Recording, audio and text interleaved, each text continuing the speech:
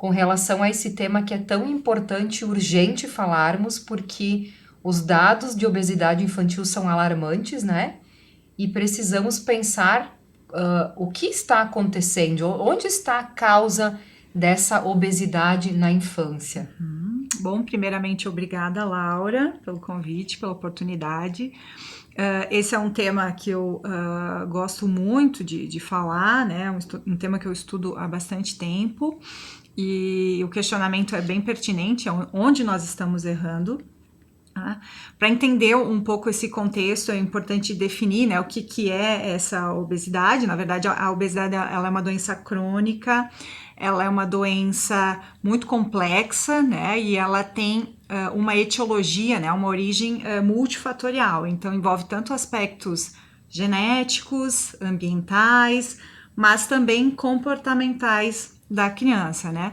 Hoje é um problema de saúde pública, não era há 40 anos atrás, hoje é, em função das consequências desse quadro, né? Consequências a longo prazo, como, por exemplo, a diabetes, hipertensão, problemas cardiovasculares que são desencadeados pela doença.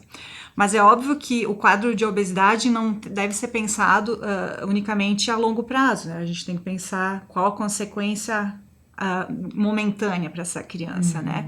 Então, em uma fase que deveria ser a mais divertida, né, a mais prazerosa, que é a infância, nós temos muitas vezes uma criança que está, né, com esse quadro e com algumas limitações, né, como, por exemplo, uma baixa autoestima, né, dificuldade de mobilidade, de se inserir no grupo, né, começa a ver que não tem o mesmo rendimento, né, e isso não é interessante. Tá? Então, as consequências, tudo isso nos preocupa muito, né? E quando nós pensamos em relação nós estávamos falando dos riscos e tudo mais, quanto mais precoce eu fizer o diagnóstico também dessa obesidade, e esse diagnóstico envolve pesar essa criança, medir essa criança, né, e alertar essa família sobre essa situação, mais sucesso eu vou ter em reverter esse quadro, né? Tanto é que se eu tenho uma criança acima do peso, antes da puberdade, eu tenho uma probabilidade dela se tornar um adulto obeso de 40%, 50%. Mas se eu começar, né, a ter um olhar quando essa criança passou da puberdade, a probabilidade de se tornar um adulto obeso é de 80%. É muito difícil, é mais difícil reverter, né? Então, isso tudo tem que ser levado em consideração, né, esse diagnóstico precoce, tá?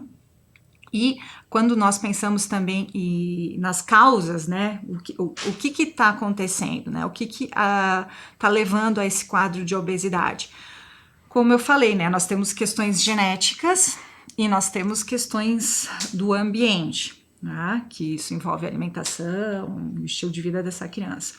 Tem uma frase do meu professor que eu acho muito legal, que ele diz assim, que o ambiente, ele contribui tanto quanto a genética para o quadro de obesidade infantil.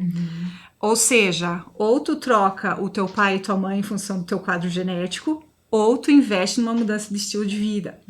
Como eu não posso mudar o pai e a mãe, eu preciso mudar o meu estilo de vida, tá?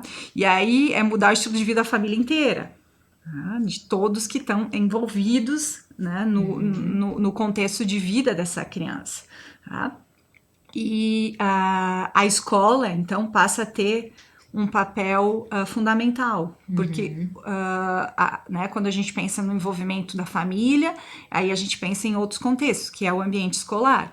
A escola, ela tem a função de promover um estilo de vida saudável, né?